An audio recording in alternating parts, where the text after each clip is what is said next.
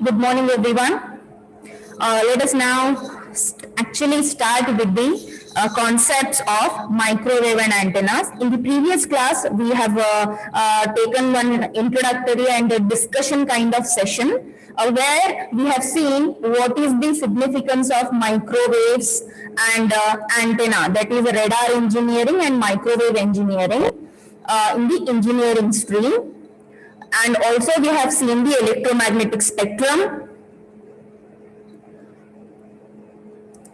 So today we are going to start with the basic antenna parameters. As in the previous class we had discussed, for any particular object or a product which is designed, it is very important to know the parameters. Okay, based on those parameters only any customer will be interested in buying that product. So similarly here also, whenever an engineer intends to design an antenna, he should be knowing these antenna parameters. Okay, these parameters, if he knows, then only he can mold it. That's what is research all about. Okay, what existing is there, what is the basic principle behind it. If you know, you can continue the work and you can do modifications. So it is very important to know the antenna parameters.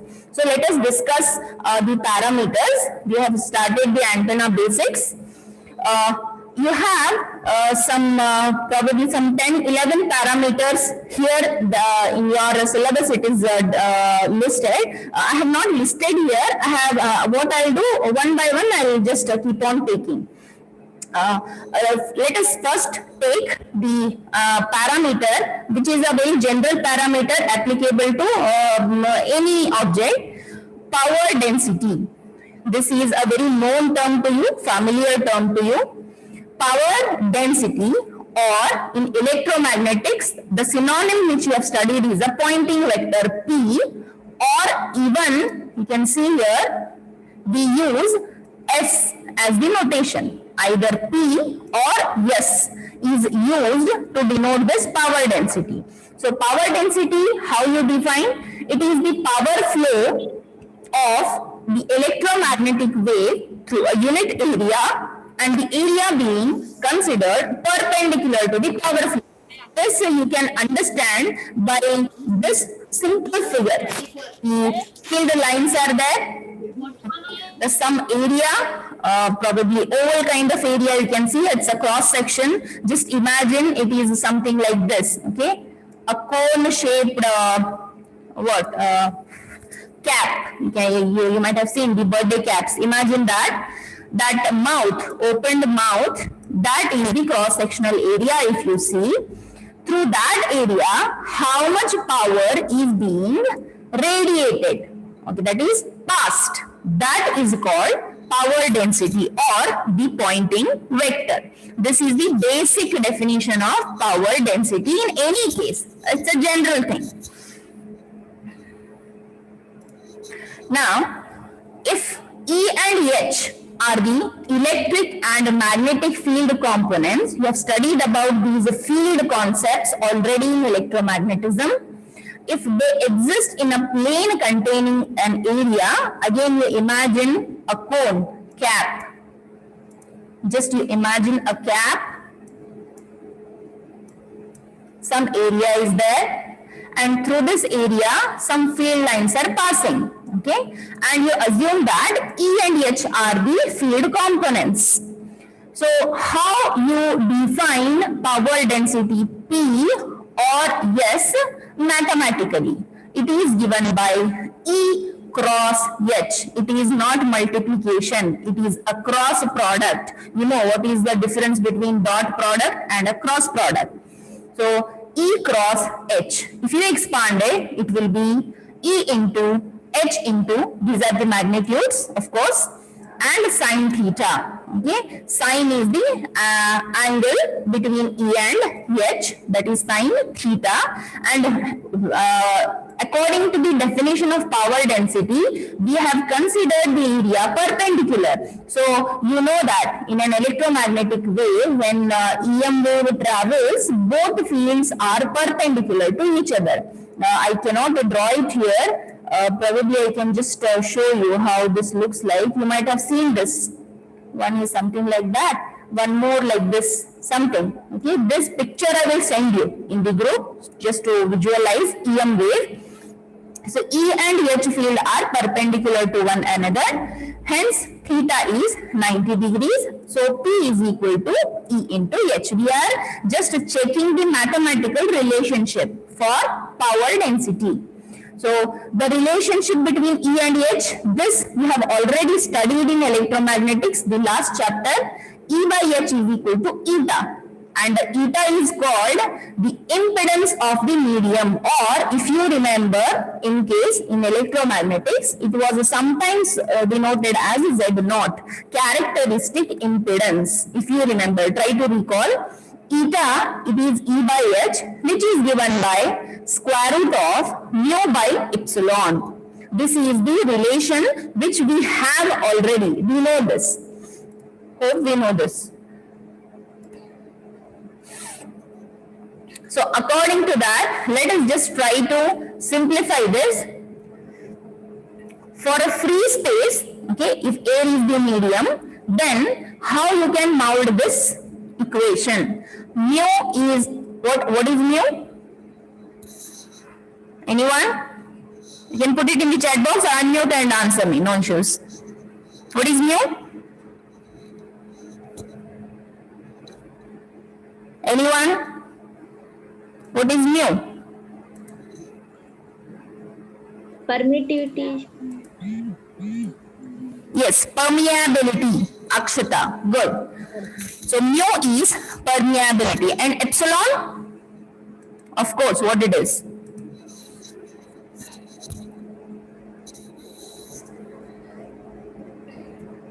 What is epsilon?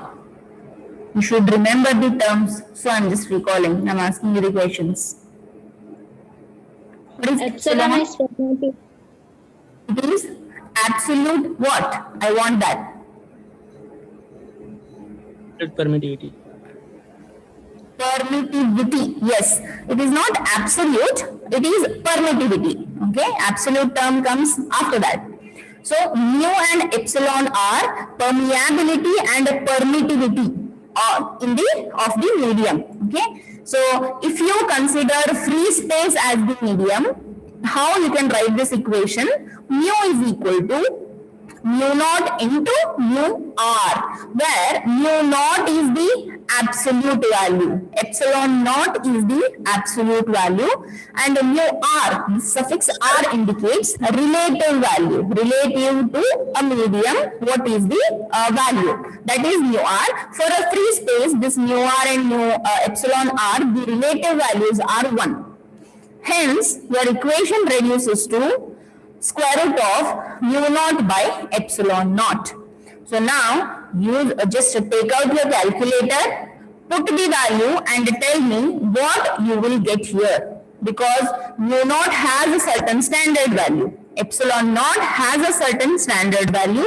Put both, use the calculator. I hope you are ready with the pen and paper. Please put this, calculate. I'll give you some time. Answer me. Don't look at the screen, okay? Whatever I have written, you don't go for it. You simply tell me what answer you will get. Somebody has answered. No, not yet.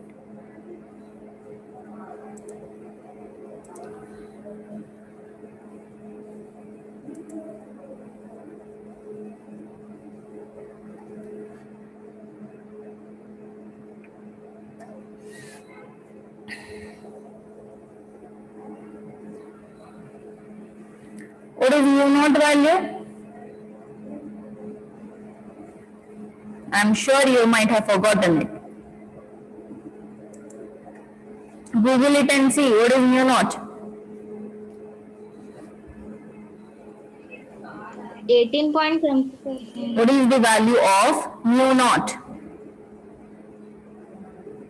And epsilon naught? It is 8.854. So similarly, mu naught has certain standard value.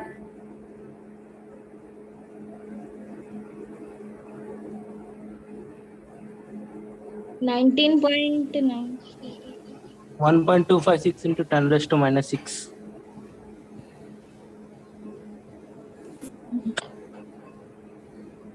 Anyone have got the answer? Hopefully, I assume that you're trying. I want this 1.256. answer, square root of mu naught by epsilon naught. What answer you will get?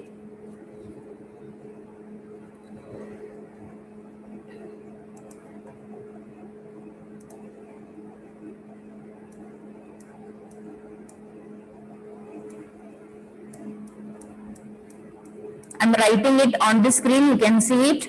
Mu naught is 4 pi into 10 to the power of minus 7 Henry per meter. Similarly, what is epsilon?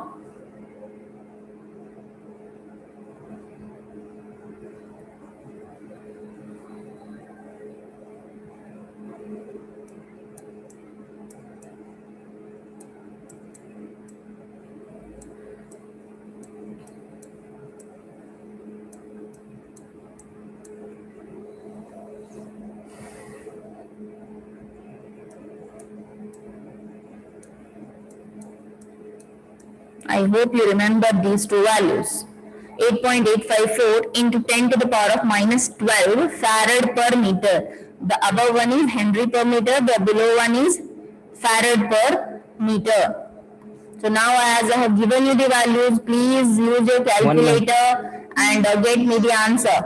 Let's see if anyone has answered. No, not yet.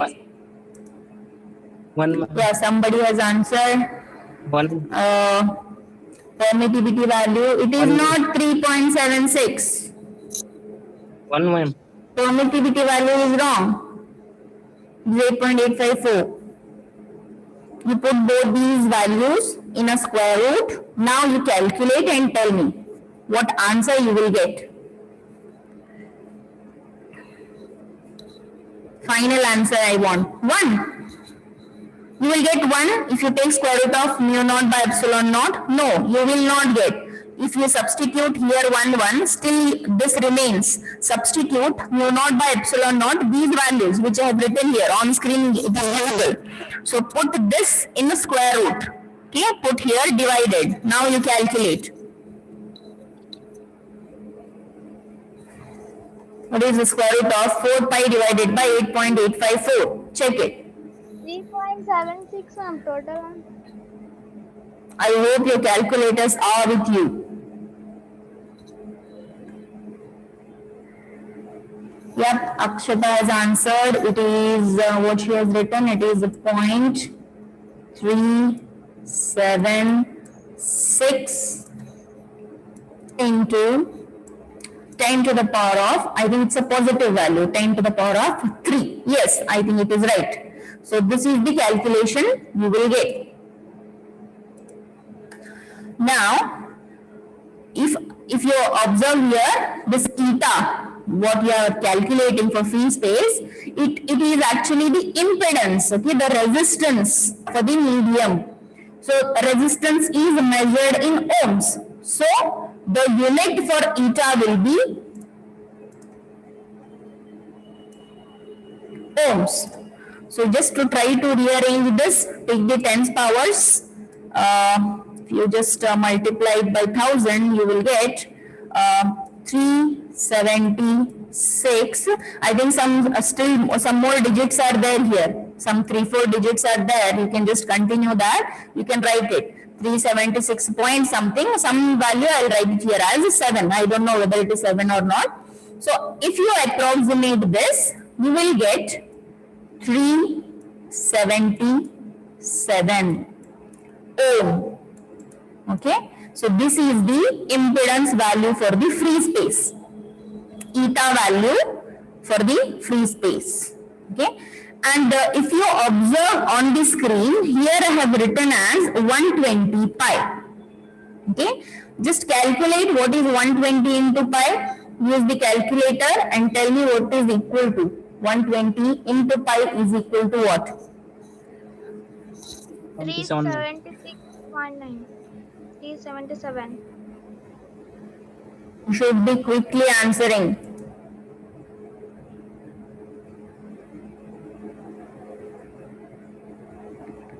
What is 120 into pi? It is 377. That's what. In short, I have written it like this. 377. How I got this 120 pi is, try to, you may get it. You go just glance over the electromagnetics. Try to remember the concept, Coulomb's law and all. This 8.854 into 10 to the power minus 12. You can represent this in terms of pi also.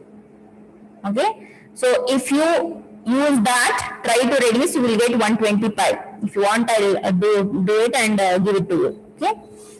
So 120 pi is nothing but 377. So what I have done here?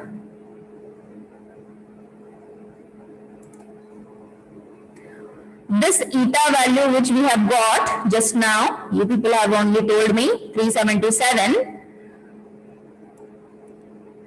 E into h is equal to p, right? So E by h is equal to eta. So eta value substituted. E by h is equal to 377. Eta value. Then what will be h is equal to? It is E by 377. I have substituted that in this equation. E is as it is. Instead of h, I have substituted h as E by 377 or 120 pi. So it will become E square into 120 pi if you want the power density in terms of electric field component. But no, if I want it in terms of H, what I should do? So what is E equal to? E will be equal to 377 into H. Substitute that here. So instead of E, substitute h into 377. It will become h square into 120 pi. This is your power density equation. Very important. Remember, Pointing vector S or P power density is given by E square by 120 pi. Okay, this is about the first parameter. And I have written here the below value. The RMS value of power density is the average, if we can take half of E cross H in general. Okay. Again, let's not go into depth of again this solution. E cross H is what we have done already. Okay. So this is about the first parameter, power density. Now let us go to the second antenna parameter, very important, that is called patterns. Okay. Pattern, this is a very familiar word to all of you. You might have heard this. What is the meaning of a pattern? Anybody? What is the meaning of a pattern?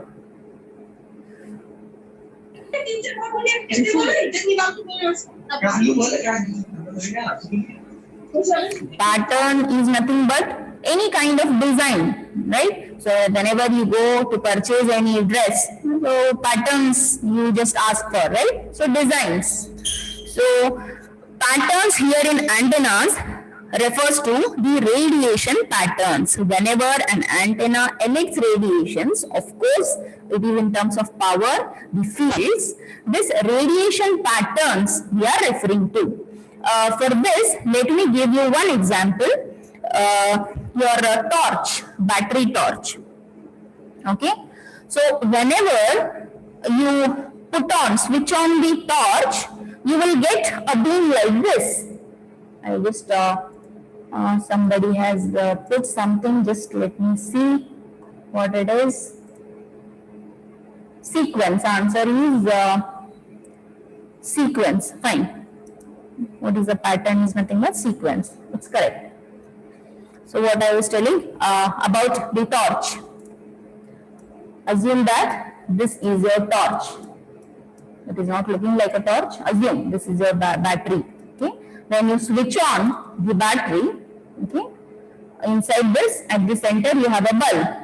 Try to imagine this. You might be having torch. You might have seen the torches in earlier. Now you obviously are using smartphones. So you are using the cell phone torch.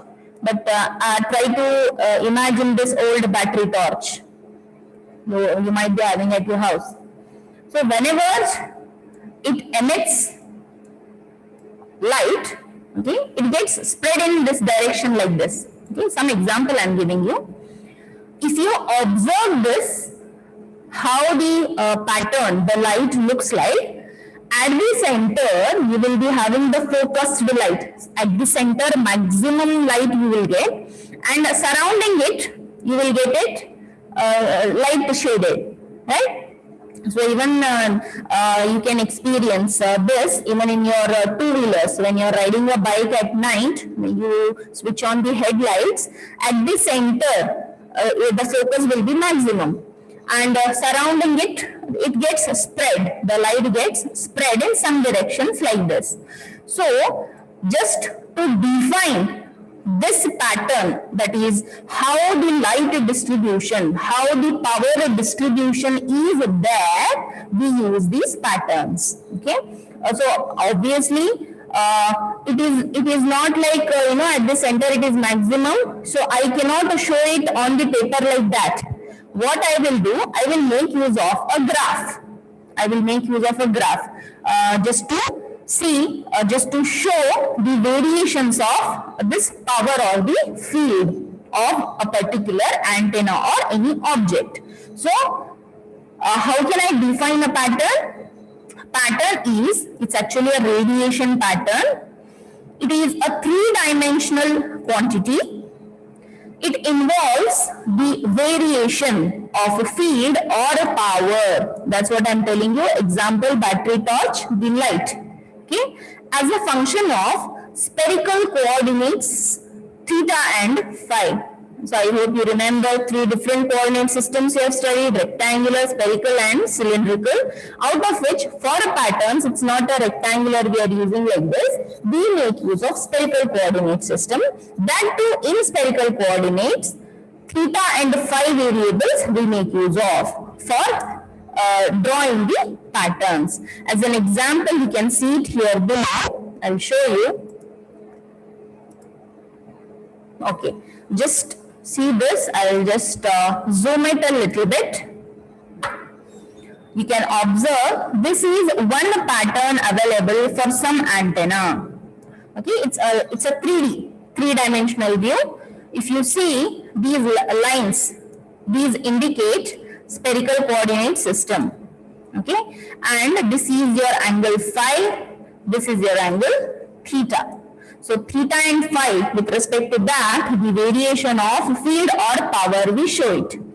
Just imagine a balloon like this hanging, you will understand. And this indicates the distribution of field or power. If you just observe this, the same thing is drawn here on paper, two-dimensional, just cross section. Cut it into half, just like apple. If you cut it at the center, it looks like this. Okay. If you see, this is the center point of any antenna where the field or the power gets distributed like this, and surrounding, some power gets also radiated. We don't know whether it will reach the receiving part or not, but the distribution is throughout. Okay, no doubt at the center it is maximum, and it is also getting distributed at the surrounding also. And in some parts, if the antenna is rotating, it's like omnidirectional antenna. Omni means in all directions. So this at the back end also will have certain pattern, indicating some power gets radiated even in the back end. Don't imagine that if we have an antenna like this, how we are like battery torch, it is spreaded like this, how we get it at the back end. It is not like that. If the antenna is omnidirectional, if it is rotating, assume that, so it may get the radiations even at the back end. So this is about some example, and remember these kind of patterns, this two-dimensional, you will be drawing, okay, you will calculate for you will design these kind of antennas in further chapters, right? So this is one example. Don't get into it now itself.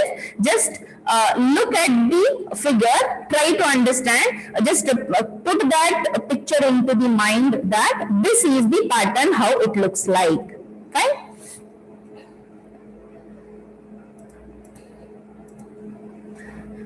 Now, In order to specify the radiation pattern completely, we require, see here I have written theta, phi and the phase angle also, delta. Okay, no doubt we are talking about electric field here. These field components will be what? For spherical coordinates, theta and phi.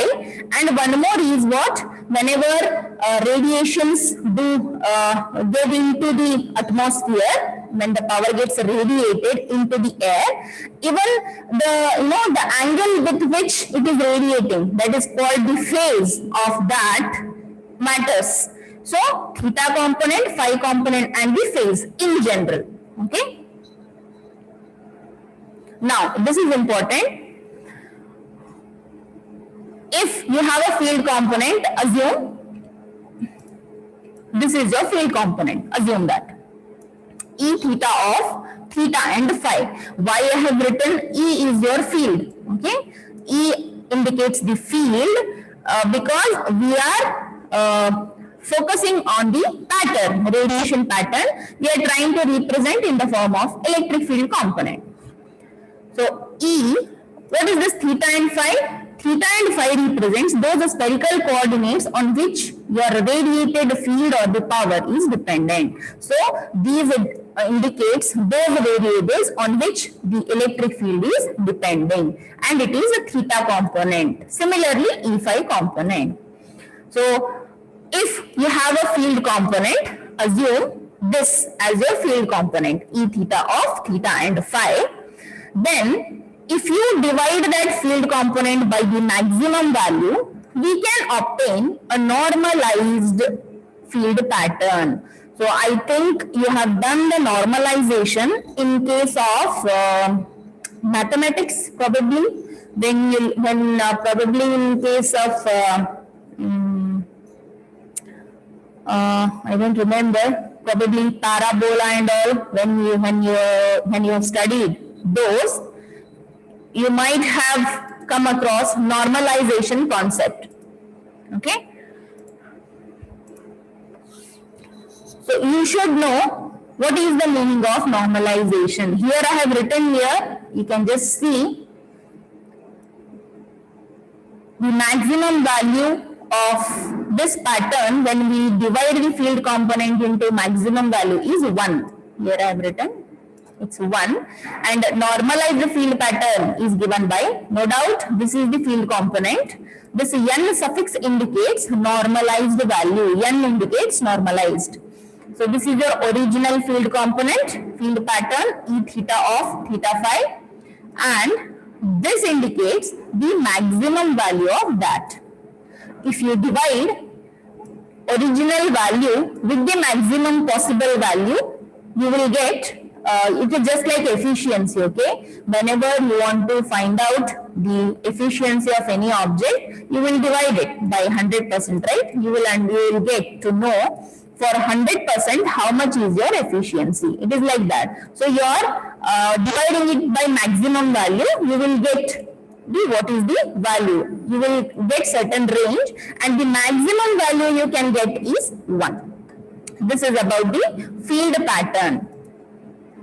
Now, you can see here, patterns can also be expressed in terms of power per unit area. What is power per unit area? It is nothing but the power density, which the first parameter we have discussed just now. Yes. Okay. Yes, again in spherical coordinates, if you consider theta and phi, just like the field pattern theta and phi, E of theta and phi. So patterns we can also express in terms of yes. So if you take yes, what is the relationship? E is nothing but yes only. Okay? Pointing vector yes, or power density P. If you take the normalized power pattern, so Pn of theta and phi is equal to the pointing vector divided by the maximum value.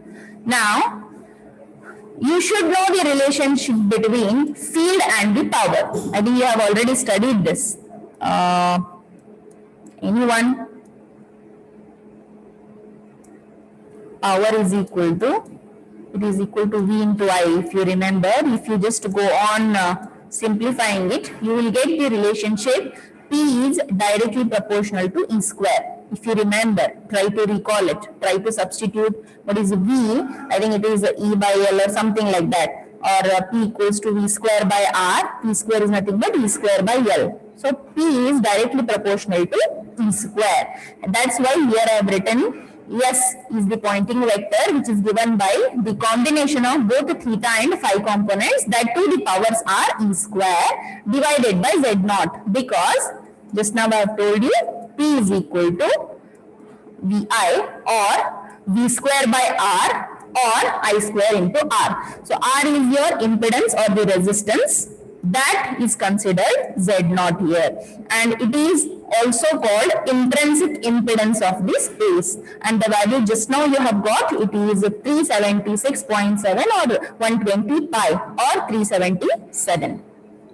And you can also represent in decibels. How any value can be converted to decibel? Just put a 10 log 10.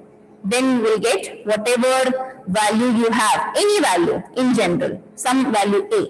That value can be converted into decibel by using this 10 log 10 of that value A. So this is about the patterns. So we have completed power density or the Poynting vector, first one. The second one is the patterns, radiation patterns about the graph. One example also we have seen here. Okay, this is the example, and these are the equations for field pattern and the Poynting vector. Let us go to the third parameter, antenna parameter, important one. It is called beam area. I was talking about the battery torch just now. Just try to relate this with that, beam area.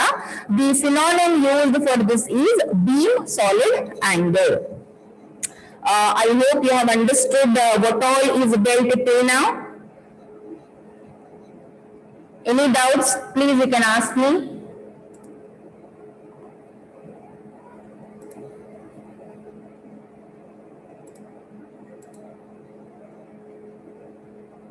Okay, you have understood? Yes, understood. So we have completed two parameters today, power density and patterns. No doubt in the further concepts you will design the patterns. Okay, just now you assume that you just look, okay, this is the pattern, this looks like this. That's enough for now. Next is beam area, whether we have the time or the session ends. Can we continue? You can just look at this figure at least. We can continue. Just look at this. Let me take one example of your cap. Okay, this is your birthday cap, topi. This is your cap mouth. Fine. And assume that inside this, you put one hole and put a battery torch and switch on it. So the light gets spreaded in all directions. Okay. So at the center we'll have the maximum light. That's what it looks. No doubt this is a two-dimensional graph which I have shown here, but generally the patterns will be three-dimensional. Remember that. When we are talking about beam solid angle, see the word solid angle. You have got two different angle concepts. You might have studied this in physics. The unit is radian and steradian. Okay, solid angle, it is for sphere. Just remember this. So for a cone, if you just, it is not 360 degrees, I guess. How much it is? It is equal to 4 pi, I guess. For a sphere, the solid angle value is 4 pi. The maximum value on two-dimensional, if you check the coordinates, at the max you can get 360 degrees. But for sphere, it is 4 into pi. 360 is double value. Okay, so solid angle, it is three-dimensional, but however here what figure you can see, it is a two-dimensional figure. I cannot show it three-dimensional here, I cannot draw it. So what is beam area? Just look at the figure. It has got the same pattern is drawn here, just like the earlier. This pattern is shown in detail here, the same pattern.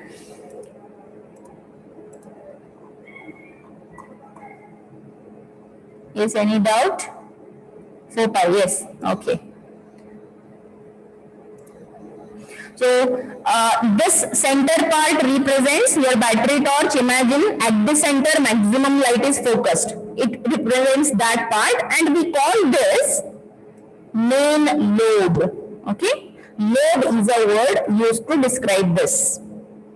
And this backside, if we assume torch is rotating, it may have certain radiations at the back end. Just imagine, it is very hardly possible, but imagine in terms of antenna, it may radiate at the backside also. So in such case, this backside radiation what we get, that we call it in the pattern back lobe, main lobe and back lobe, and the side also. Just like at the center maximum light for a battery torch and surrounding we get some light. That we call it side lobes. Main lobe, back lobe and side lobes. Then coming to the next, these lines which we have drawn here cross at some angles, probably 45 degrees or 60 degrees. I will just confirm and tell you, I am not sure. These we call it nulls, N-U-L-L-S. And whatever this width of this main lobe is there, we call this half power beam width, in short HPBW. And whatever here also, I'll just show it here. Here I have not shown some. It may be possible that somewhere here also we may be having this spreaded. Okay, I have not shown it. If at all some intensities here also in between, that is exactly touched to the nulls, if we take that into account, this line, it is beam width, that is omega A, between first nulls, these cross lines, between these cross lines, whatever area is covered, that we call BWFN in short, beam width between first